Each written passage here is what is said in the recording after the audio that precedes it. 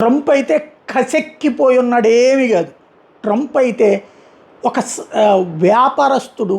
మన వ్యాపారస్తుల పద్ధతి ఎట్లా ఉంటుంది? మనం రోజు కోట్ల రూపాయలు బిజినెస్ చేస్తుంటాం.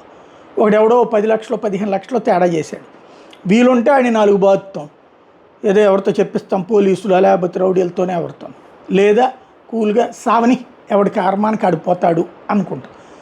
ఇప్పుడు ట్రంప్ పరిస్థితి, ఎందుకంటే అతను వ్యాపార ధోరణితో చూస్తాడు, కానీ అమెరికా గొప్పతనం ఇవన్నీ మాగా ఎలక్షన్స్కి వాడాడు, అది కూడా వ్యాపార టెక్నిక్గానే వాడాడు. తర్వాత చూస్తే ఇప్పుడు ఏమైంది? సింపుల్ లాజిక్ ఏంటంటే ట్రంప్కి యుద్ధం చేయడం ఇష్టం లేదు. ఎందుకంటే ఇరాన్ స్ట్రాంగ్గా ఉండాలి, లాస్ అయిపోకూడదు, ఇరాన్ దెబ్బతినాలి, ఇరాన్కి అమెరికా భయం ఉండాలి, ఇరాన్ భయం గల్ఫ్ దేశాలకు ఉండాలి. ఎందుకంటే గల్ఫ్ దేశాలు అట్లా భయపడుతుంటేనే ఇరాన్ మూసుకుని సహకరిస్తుంది.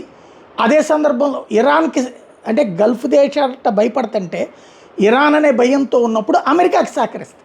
అట్లాగే ఇరాన్కి అమెరికా అనే భయం ఉన్నంతసేపు, అమెరికా అంటే డైరెక్ట్ భయం ఏం లేదు, ఇజ్రాయెల్ భయం ఉన్నంతసేపు అమెరికా ఆంక్షలు వీటి చట్టంలో నడుస్తుంటుంది. ఇంకో పక్కన ఇరాన్లో ఒకళ్ళకొకళ్ళకి పొసగని పరిస్థితిలో ఉంది. కాబట్టి ట్రంప్ అదిగో యుద్ధం, మళ్ళీ కాల్పుల విరమణ, అదిగో యుద్ధం, కాల్పుల విరమణ, న్యూక్లియర్ బాంబులు వేసేస్తా అంటాడు, పీకుతానంటాడు, చంపేస్తా అంటాడు, లేస్తే మనిషి కాదంటాడు, చివరికి మనిషి కాదని నిరూపించుకుంటాడు. కాబట్టి ఇప్పట్లో యుద్ధానికి సంబంధించి ఇజ్రాయెల్ తెగించి మళ్ళీ కొడితే, లేదా మొన్న కనుక మనకి పాకిస్తాన్ మీద మనం ఎందుకు కొట్టాల్సి వచ్చింది? ఓన్లీ బికాజ్ ఆఫ్ పాకిస్తాన్ ఇక్కడ తన ఉగ్రవాదుని పంపించి ఇక్కడ ఓవర్ యాక్షన్ చేయించబట్టి.